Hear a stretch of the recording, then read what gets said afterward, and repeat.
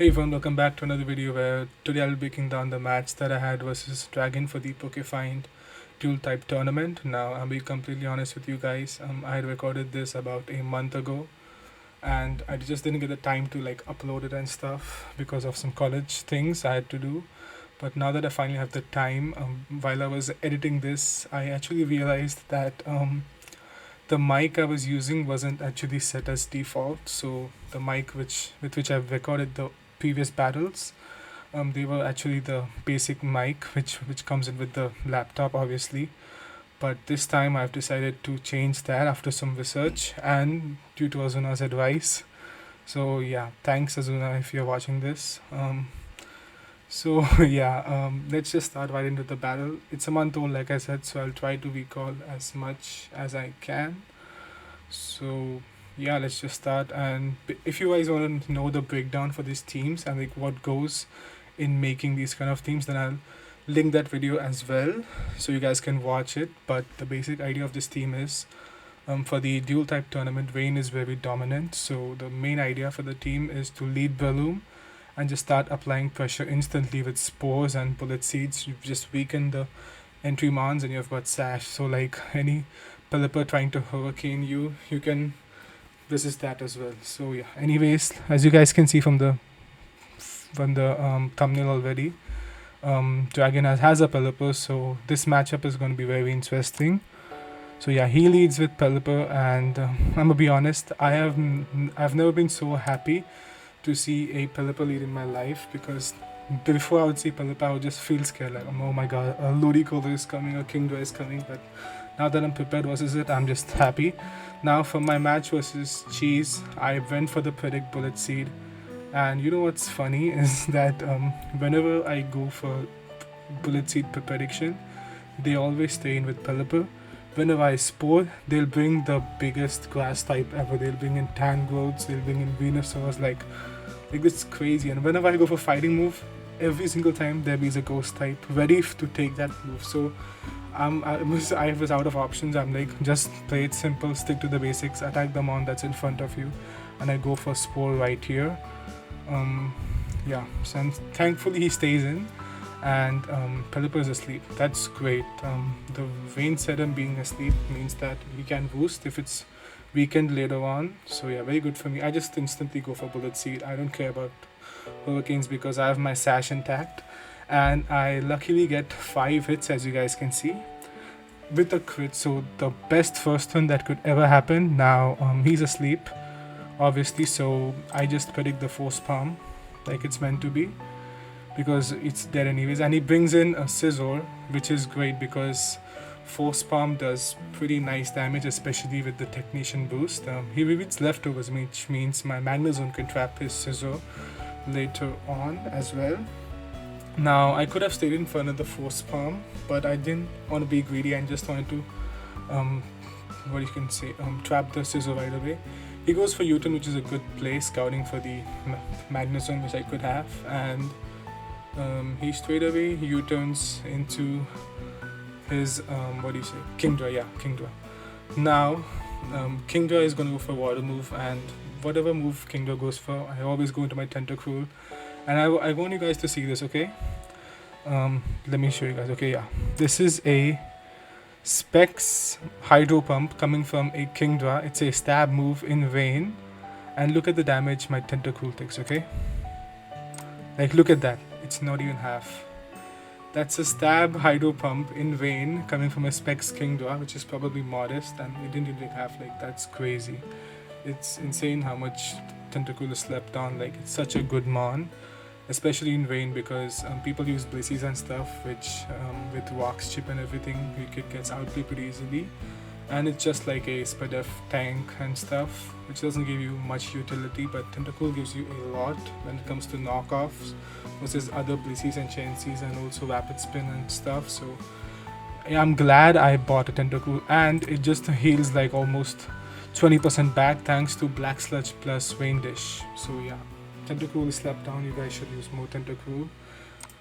So yeah, the match continues. I just go for a simple knockoff, just expecting something like Scizor to come in case I go for Toxic Spike so he can defog right away.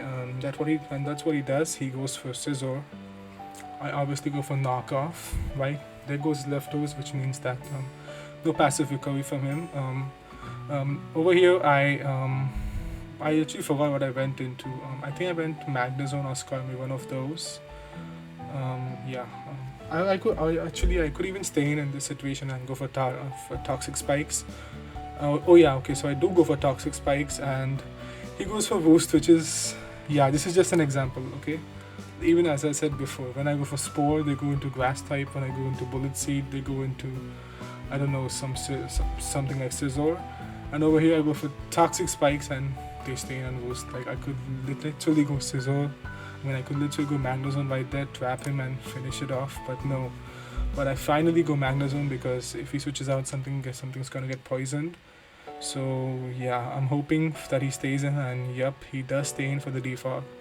And Rain just ended, so that means I can go for HP Fire, but I did calc, I think, and I think Specs Thunderbolt does KO. Yeah, you guys see in the background, that's me calcing.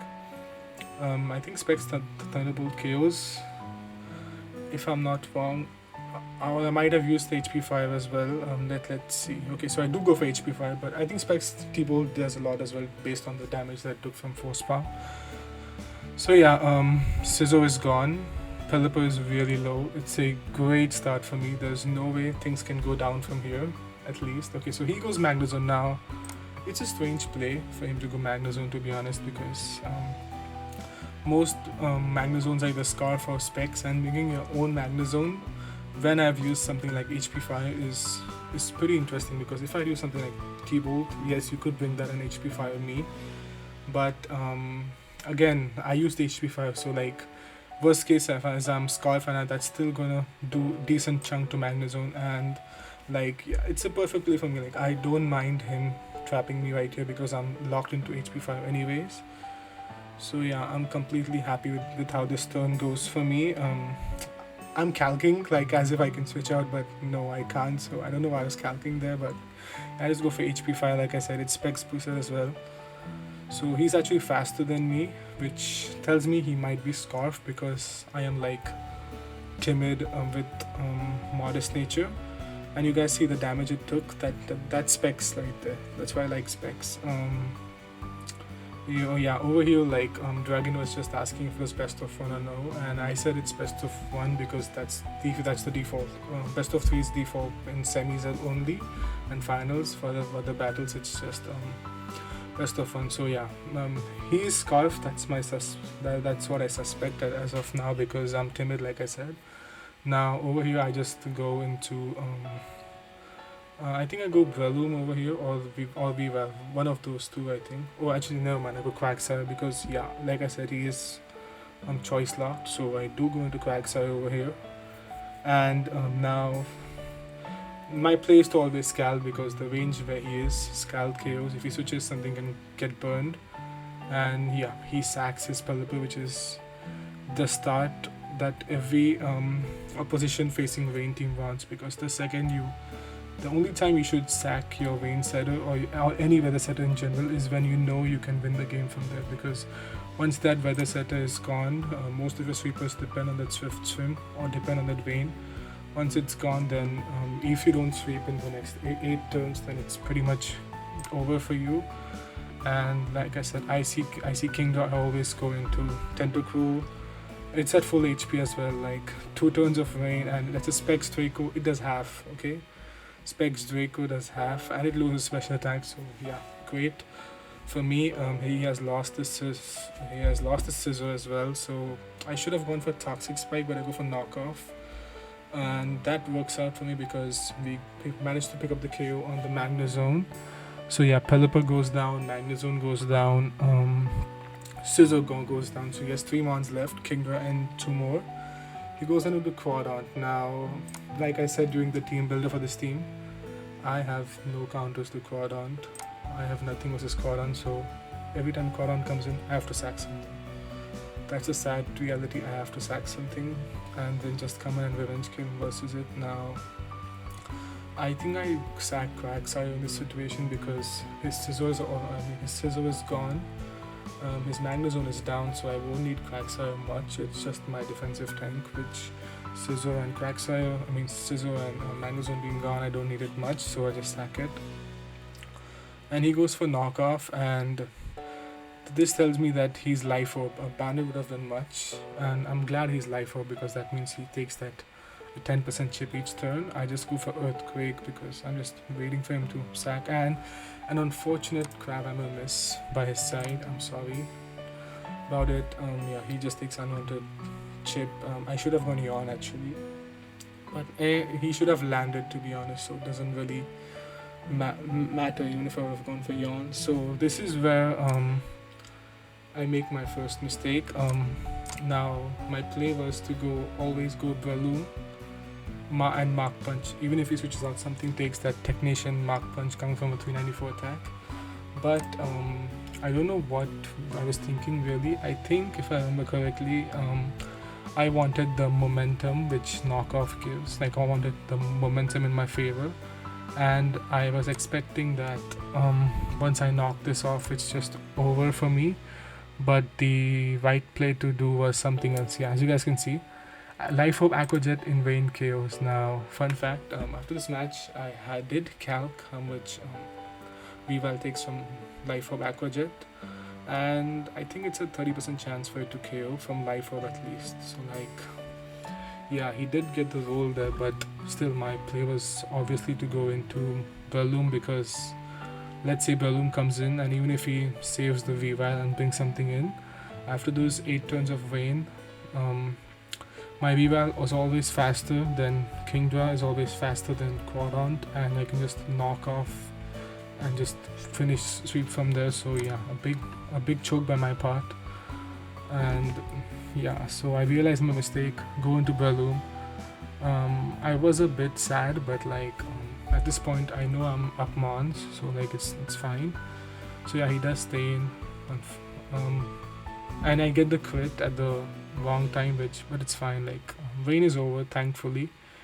So yeah, at this point, hit the fastest mon in the field is going to be the Kingdra, which is always scary. Now at this situation,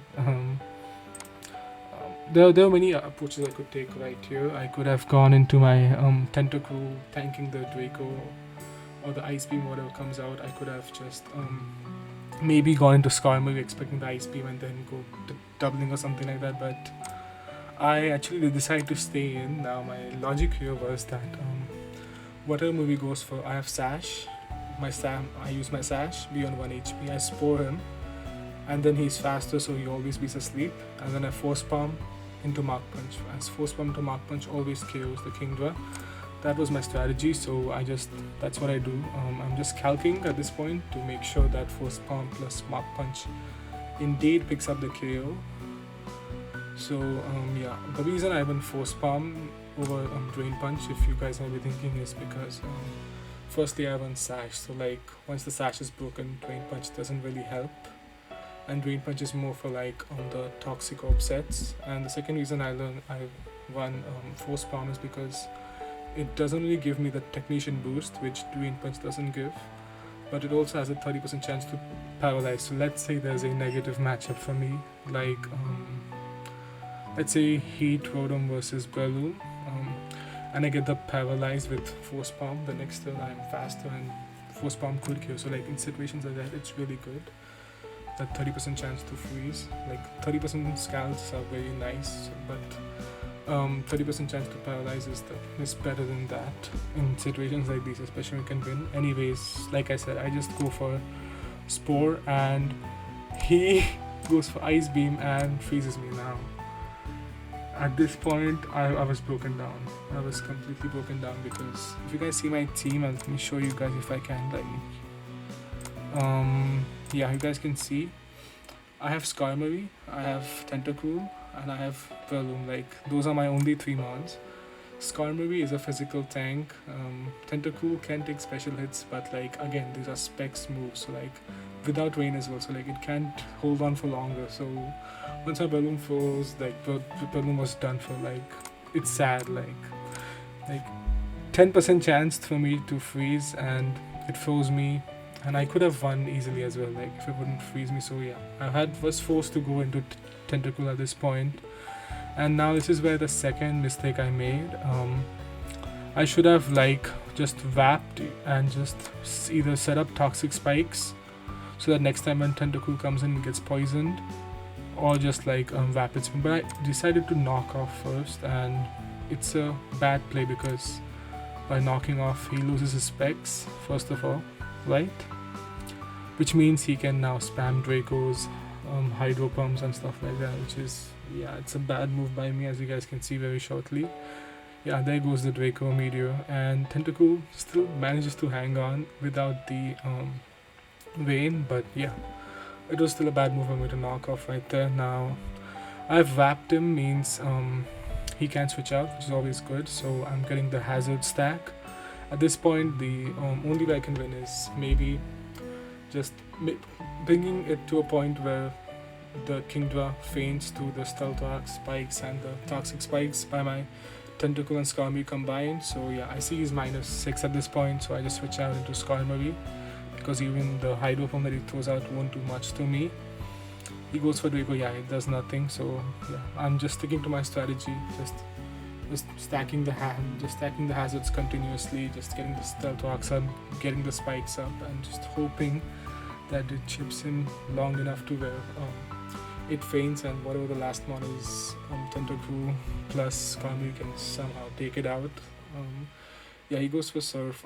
That's a bad play by him. He should always switch out, especially when you're -6. Like, even Hydro Pumps are not good to much. I don't know why he stays in still. I think the VAP turns are over if I'm not mistaken. So yeah, unless it's bugged or something, which I think it isn't. Anyways, he switches out finally into his last one, which is Gastrodon. Now, when I saw that Gastrodon, I was so happy. I was expecting the last one to be something like Chomp or something. Now, if it was Garchomp, I had lost on the spot because it can Sword Stance, one Fire Blast and stuff like that. Seeing the Gastrodon was a sign of relief for me because there's a situation where I could boost spam versus it and just live. So like, yeah, now this is where the final choke comes. Now at this position I have two options. Okay, I can either spike up again, get 3 layers, boost spam to where Gastrodon faints, or I could like spike hazards and then roar into Kingdra and then boost spam maybe. But what I decided to go for was I decided to roar instantly, and you guys are gonna see why this is so crucial. Like, every layer of spike is so crucial in this game, and you guys are gonna like die laughing at what happens further. Like, it's crazy. Like, it's absolutely insane. I'm just not gonna speak at this point. You guys can see for yourselves. I go for Roar, he goes for Scout. We don't get the burn, which is really good, and he goes Kingdra. Okay, now Kingdra is poisoned. It takes rocks. It takes 1 layer of spike.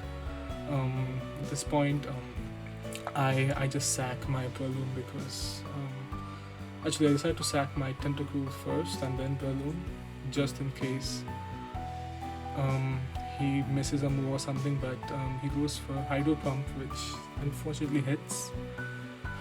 So yeah, the reason I go Tentacruel first is maybe there's a chance Balloon wakes up, but from the freeze, I mean like thaws out from the freeze, but it doesn't. Like, it has to be frozen 1 more turn at least, and I realized that too late, and yeah, it's done for.